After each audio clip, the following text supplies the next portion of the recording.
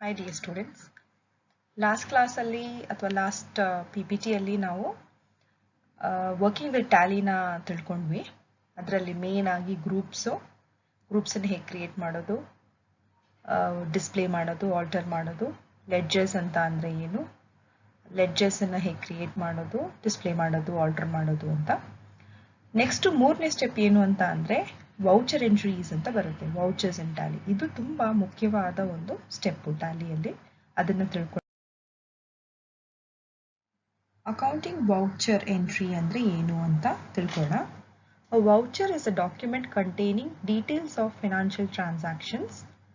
In simple words, ಏನು ಅಂತ ಅಂದರೆ it is a documentary evidence in support of a transaction recorded in the books of accounts. Voucher ಅಂತ ಅಂದರೆ ಅದೊಂದು document. ಈಗ ನಾವು ಗ್ರೂಪ್ಸ್ನ ಕ್ರಿಯೇಟ್ ಮಾಡಿದ್ದೀವಿ, ಲೆಡ್ಜರ್ಸ್ನ ಕ್ರಿಯೇಟ್ ಮಾಡಿದ್ದೀವಿ.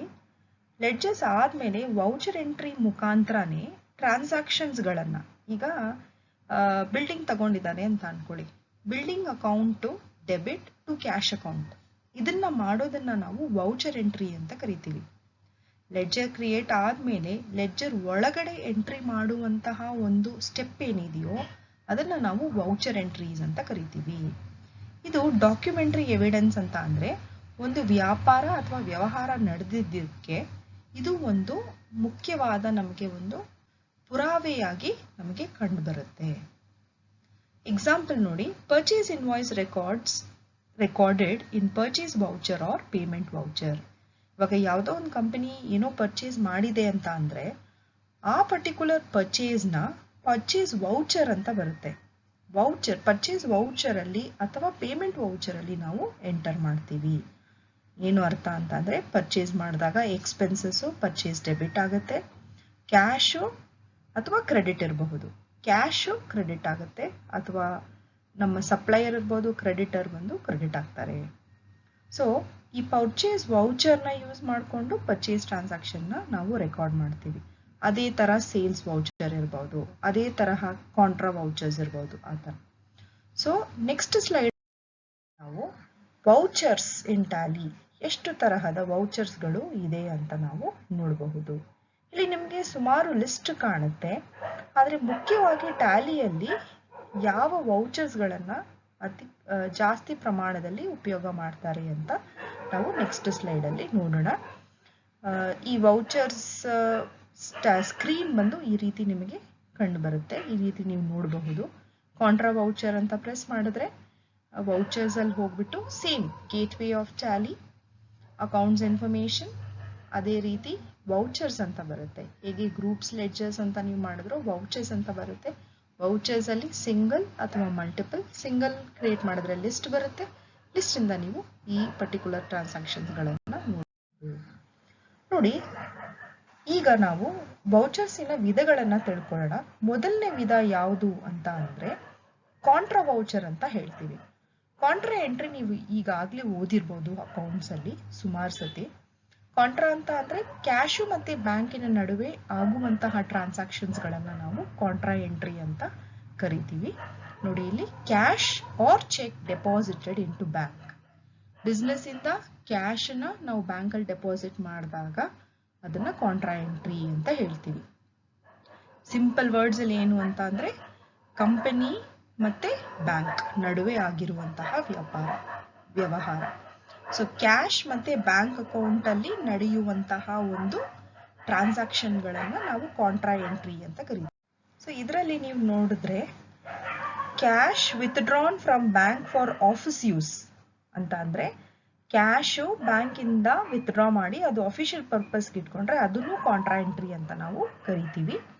Next cash transfer from one bank to another bank account. ಈಗ SBI ಇಂದ ಆಕ್ಸಿಸ್ ಬ್ಯಾಂಕ್ಗೆ ಅಥವಾ ಆಕ್ಸಿಸ್ ಬ್ಯಾಂಕ್ ಇಂದ SBI ಗೆ ಒಂದು ಅಕೌಂಟಿಂದ ಇನ್ನೊಂದು ಅಕೌಂಟ್ ಟ್ರಾನ್ಸ್ಫರ್ ಮಾಡಿದ್ರು ಅದನ್ನ ನಾವು cash transferred from one bank to another bank contra entry ಅಂತ ಕರಿತೀವಿ.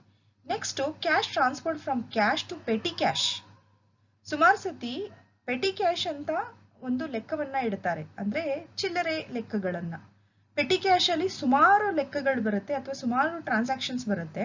ಅದನ್ನು ಕ್ಯಾಶ್ ಬುಕ್ ಅಲ್ಲಿ ಇಟ್ಕೊಂಡ್ಬಿಟ್ರೆ ಅದು ಕ್ಯಾಶ್ ಬುಕ್ ತುಂಬಾ ದೊಡ್ಡ ಪ್ರಮಾಣದಲ್ಲಿ ಕಾಣುತ್ತೆ ಅಂತ ಪೆಟಿ ಕ್ಯಾಶ್ಗೆ ಅಂತ ಎಲ್ಲಾ ಬಿಸ್ನೆಸ್ ಸುಮಾರಾಗಿ ಒಂದು ಬುಕ್ ಅನ್ನ ಇಡ್ತಾರೆ. ಒಂದು ಅಕೌಂಟನ್ನು ಕ್ರಿಯೇಟ್ ಮಾಡ್ತಾರೆ.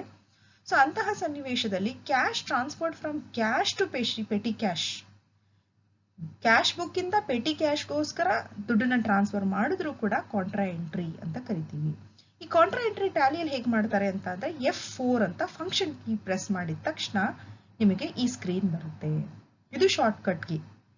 ನೀವು ಡೈರೆಕ್ಟ್ ಆಗಿ ಹೋಗ್ಬಿಟ್ಟು ಅಕೌಂಟ್ಸ್ ಇನ್ಫಾರ್ಮೇಶನ್ ಹೋಗಿ ಅಲ್ಲಿಂದ ವೌಚರ್ ಎಂಟ್ರಿ ಅಂತ ತಗೊಂಡು ಮಾಡಬಹುದು, ಅಥವಾ ಬಟನ್ ಬಾರ್ ಅಲ್ಲಿ F4 ಇರುತ್ತೆ, ಕ್ಲಿಕ್ ಮಾಡಿ ನಾವು ವೌಚರ್ ಎಂಟ್ರೀಸ್ ಮಾಡಬಹುದು, ಅಥವಾ ಡೈರೆಕ್ಟ್ ಆಗಿ F4 ಕೀ ನಾವು ಕ್ಲಿಕ್ ಮಾಡಿದ್ರೆ ನಿಮಗೆ ಈ ತರಹದ ವೌಚರ್ ಬರುತ್ತೆ, ಕಾಂಟ್ರಾ ವೌಚರು. ನೋಡಿ ಇಲ್ಲಿ ಒಂದು ಎಕ್ಸಾಂಪಲ್ ತೋರಿಸಿದ್ದಾರೆ, to cash to bank by cash ಅಂತ. ಓಕೆ, ಸೊ ಕ್ಯಾಶು ಬ್ಯಾಂಕ್ ಒಳಗಡೆ ಡೆಪಾಸಿಟ್ ಮಾಡಿರುವಂತಹ ಒಂದು ಎಕ್ಸಾಂಪಲ್ ನ ಇಲ್ಲಿ ತೋರಿಸಿದ್ದಾರೆ. ಇದು ಇನ್ನೊಂದು ರೀತಿ cash withdrawal from SBI account. Official ಪರ್ಪಸ್ಗೋಸ್ಕರ ಕ್ಯಾಶ್ ಬ್ಯಾಂಕ್ ಇಂದ ವಿತ್ಡ್ರಾ ಮಾಡಿರೋದು. So credit SBI giver, debit cash. Office ಯಾರು ರಿಸೀವ್ ಮಾಡ್ತಾರೋ ಅಲ್ಲಿ ಅವ್ರು ರಿಸೀವ್ ಮಾಡ್ತಾ ಇದ್ರೆ so cash is debited. So ಇದು ಕೂಡ ಇನ್ನೊಂದು ತರಹದ ಇನ್ನೊಂದು ಎಕ್ಸಾಂಪಲ್ ಕಾಂಟ್ರಾ ಎಂಟ್ರಿಗೆ. ನೆಕ್ಸ್ಟ್ F5 ನೋಡಿ, ಫಂಕ್ಷನ್ ಕೀ ಹಂಗೆ ಬರುತ್ತೆ, F4, F5, F6 ಅಂತ. ನೆಕ್ಸ್ಟ್ ಫಂಕ್ಷನ್ ಕೀ ಬಂದು ಪೇಮೆಂಟ್ ವೌಚರ್ ಅಂತ ಕರೀತಾರೆ.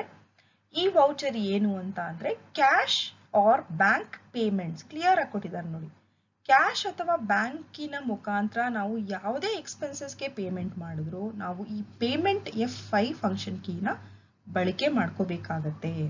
When we pay cash or cheque to the party or for expenses. ಯಾವ ಸನ್ನಿವೇಶದಲ್ಲಿ ನಾವು ಔಟ್ಸೈಡರ್ಗಿರಬಹುದು ಅಥವಾ ಬೇರೆ ತರಹದ ಟ್ರಾನ್ಸಾಕ್ಷನ್ ಮಾಡಿರುವಂತಹ ವ್ಯಕ್ತಿಗಿರ್ಬೋದು, ಕ್ರೆಡಿಟರ್ಸ್ ಇರ್ಬೋದು, ಬ್ಯಾಂಕ್ಗೆ ಏನೇ ಪೇಮೆಂಟ್ಸ್ ಮಾಡಿದ್ರು ಕೂಡ ಅದು ಪೇಮೆಂಟ್ ವೌಚರ್ನ ನಾವು ಬಳಕೆ ಮಾಡಿ ಯೂಸ್ ಮಾಡ್ತೀವಿ. F5 ಫಂಕ್ಷನ್ ಕೀನ ನಾವು ಪ್ರೆಸ್ ಮಾಡಿದ್ರೆ ಈ ಸ್ಕ್ರೀನ್ ಬರುತ್ತೆ. ಸೊ ಯಾರಿಗೆ ಪೇ ಮಾಡ್ತೀವಿ ಅದು ಡೆಬಿಟ್ ಆಗುತ್ತೆ ಸ್ಯಾಲರಿ, ದುಡ್ಡು ಹೋಗ್ತಾ ಇದೆ ಸೊ ಕ್ರೆಡಿಟ್ ಆಗುತ್ತೆ ಕ್ಯಾಶ್. ಸೊ ಇದು ಪೇಮೆಂಟ್ ವೌಚರ್. ಇದು ಒಂದೇ ಸತಿಯಲ್ಲಿ 3-4 ಪೇಮೆಂಟ್ಗಳನ್ನ ಮಾಡಿರುವಂತಹ ಒಂದು ಉದಾಹರಣೆ. ಕನ್ವೇನ್ಸ್ ಎಕ್ಸ್ಪೆನ್ಸಸ್, ಪೋಸ್ಟೇಜು, ಸ್ಟಾಫ್ ವೆಲ್ಫೇರ್, ಸ್ಟೇಷನರಿ, ಒಟ್ಟಾರೆ ಪೇಮೆಂಟ್ ಮಾಡಿರುವಂತಹ ಒಂದು ಸನ್ನಿವೇಶ. ಇದೆಲ್ಲಾನು ಕೂಡ ಎಕ್ಸ್ಪೆನ್ಸಸ್ ಡೆಬಿಟ್ ಆಗುತ್ತೆ, ಕ್ಯಾಶು ಕ್ರೆಡಿಟ್ ಆಗುತ್ತೆ. ಈ ಎಂಟ್ರಿ ಮಾಡಿದ ಮೇಲೆ ಅಕ್ಸೆಪ್ಟ್ ಎಸ್ ಅಂತ ಪ್ರೆಸ್ ಮಾಡಿದ್ರೆ ಈ ಎಂಟ್ರಿ ಆಟೋಮೆಟಿಕ್ ಆಗಿ ಪೋಸ್ಟ್ ಆಗುತ್ತೆ.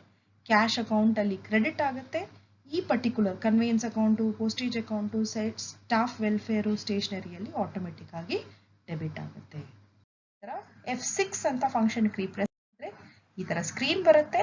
ಅದರಲ್ಲಿ ಕ್ರೆಡಿಟ್ ಅಂತ ಕೇಳುತ್ತೆ. ಕ್ರೆಡಿಟ್ ಅಕೌಂಟ್ ನ ನಾವು IN ಅಂತ ಹೊಡೆದ್ರೆ ಸಾಕು, ಲಿಸ್ಟ್ ಇಂದ ಇಲ್ಲಿ ಸೆಲೆಕ್ಟ್ ಆಗುತ್ತೆ.